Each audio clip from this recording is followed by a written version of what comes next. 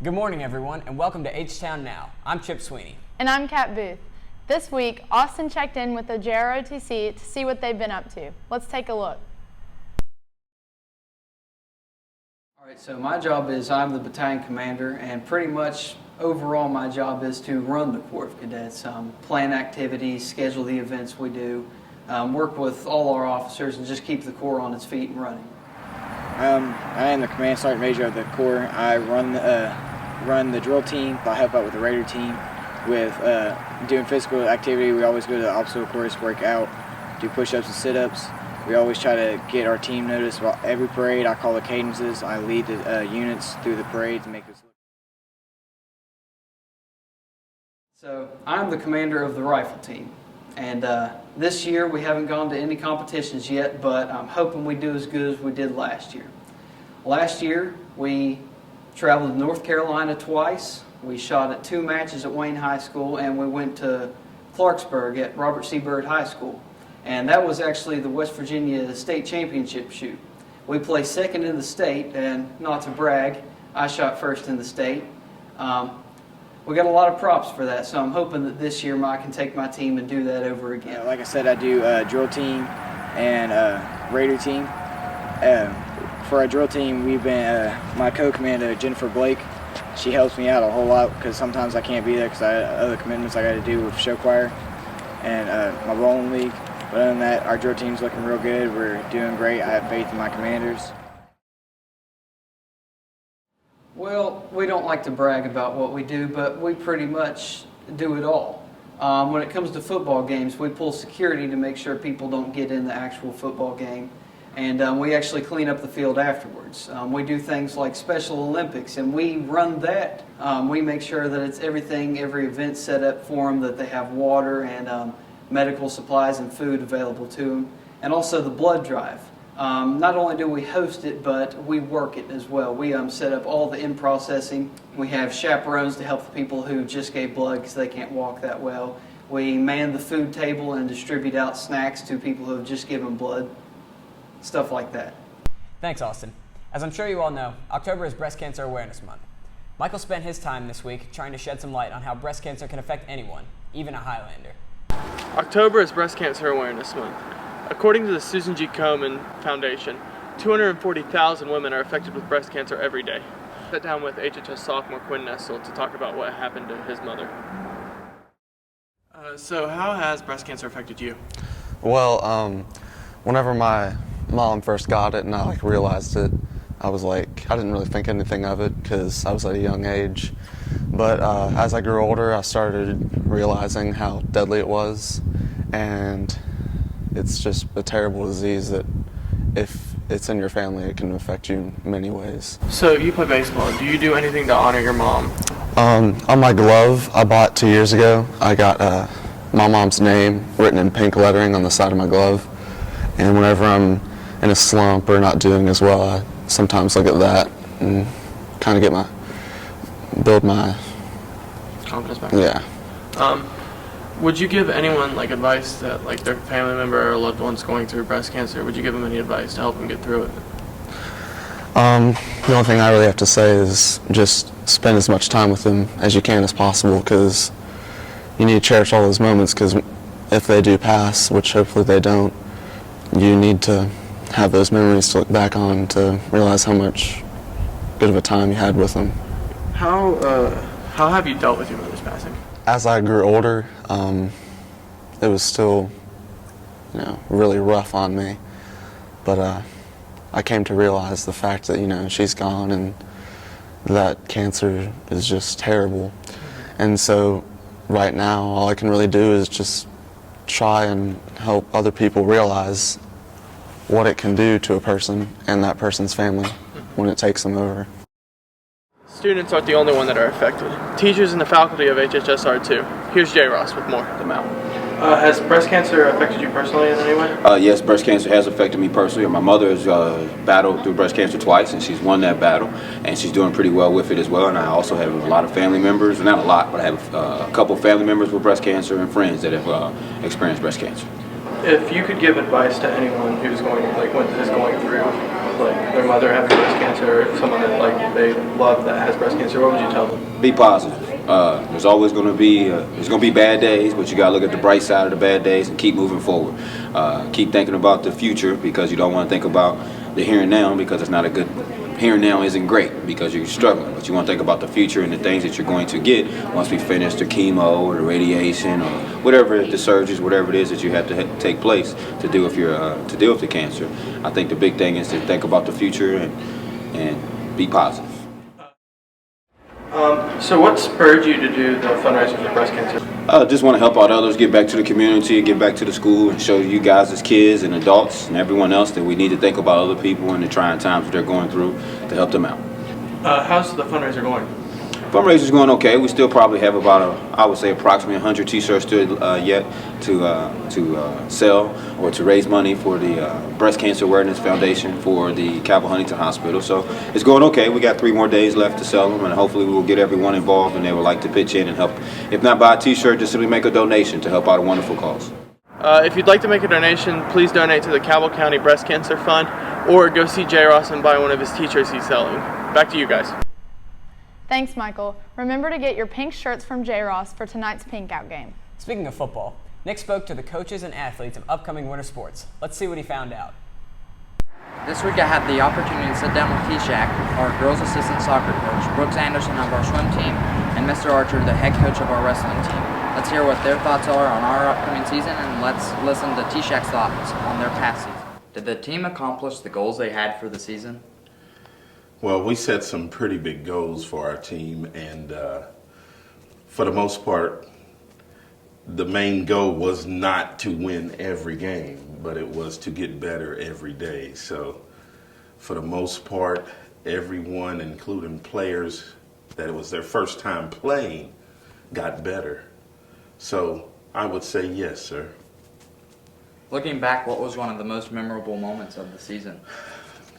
The most memorable would be our very first game where we played Fairland, and I believe we won 9-0, and we had one girl who had been out of soccer for a while, and she scored 4 goals, and it really made her day. And I like seeing other players get happy about accomplishing something, so we was happy for her. So that was probably the most memorable.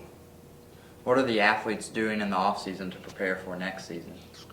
We're trying to get all the players, including the new ones, to get with one of the travel teams, or either we have stuff set up for them to get together with one of a guy we have who's trained a lot of people and just work on ball skills, ball skills, first touches. I'm going to be doing weightlifting. And the main thing, the difference between soccer and basketball, if you learn tricks first in soccer, you're going to be able to handle the ball excellent. Basketball, you got to learn the basics, and then you can learn the tricks, but even though I don't want you to. But they got a lot of stuff set up for them for the summer.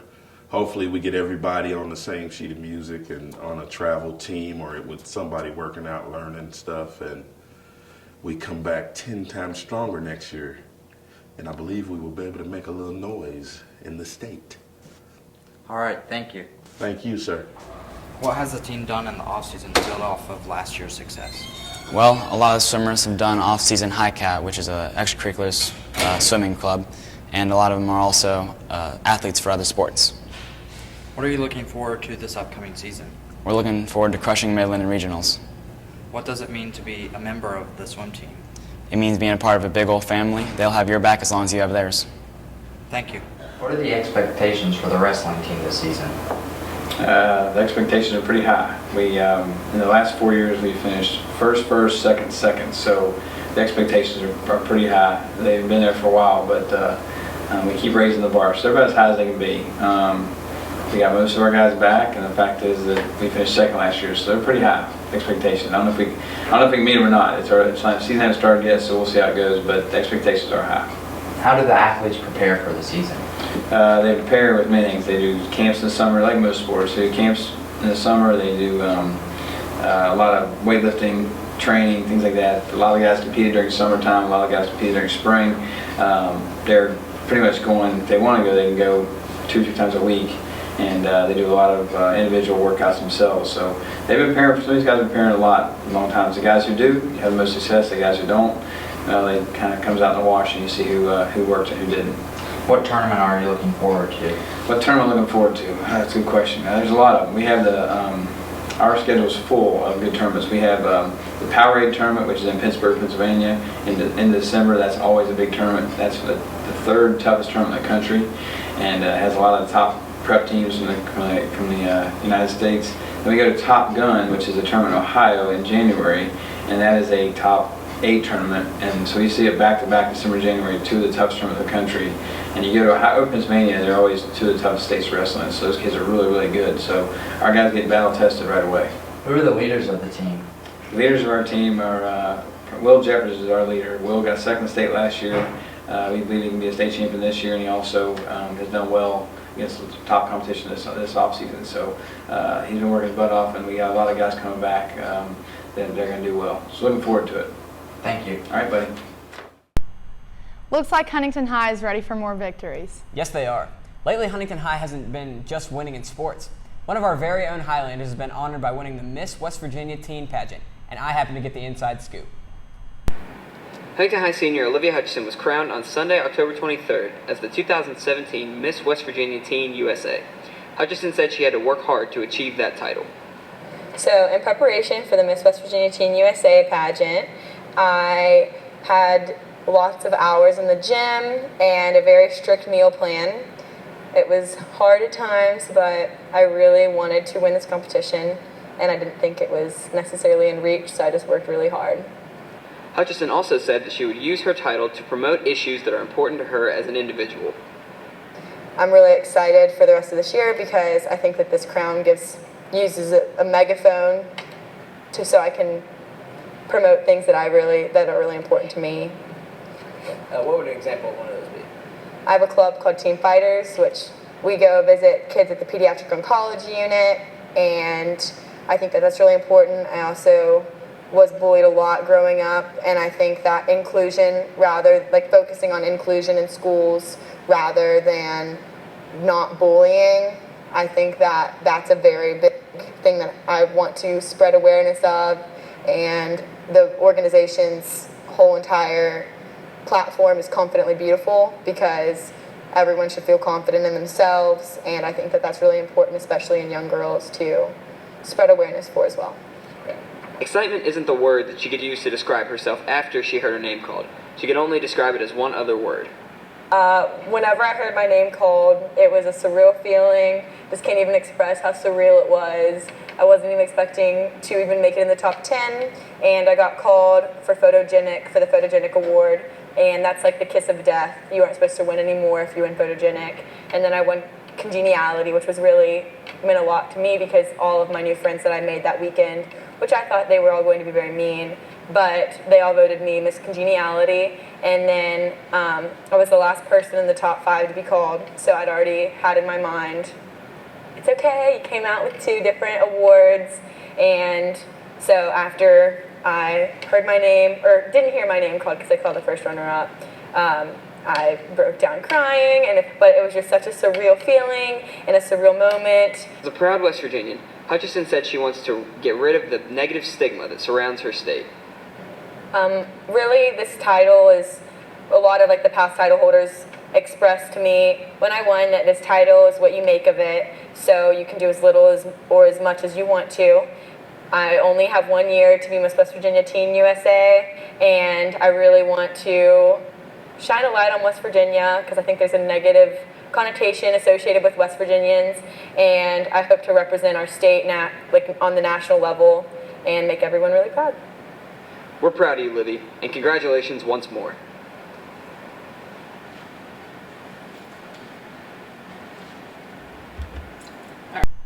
Congratulations, Livy. Everyone at Huntington High is very proud.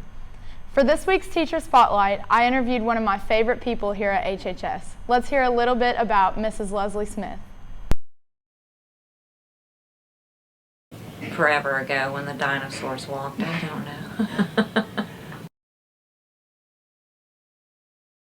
I went to several different schools, but most of it was Capital University. It's a private school. And I got my master's degree at Marshall University. Of course I do. I've always loved Huntington High School. Being good citizens. Seriously. Enjoying life. It's too short. To have the students learn something and to succeed in something and to enjoy your class. That's all the time we have for today. Thanks for watching, and go Highlanders!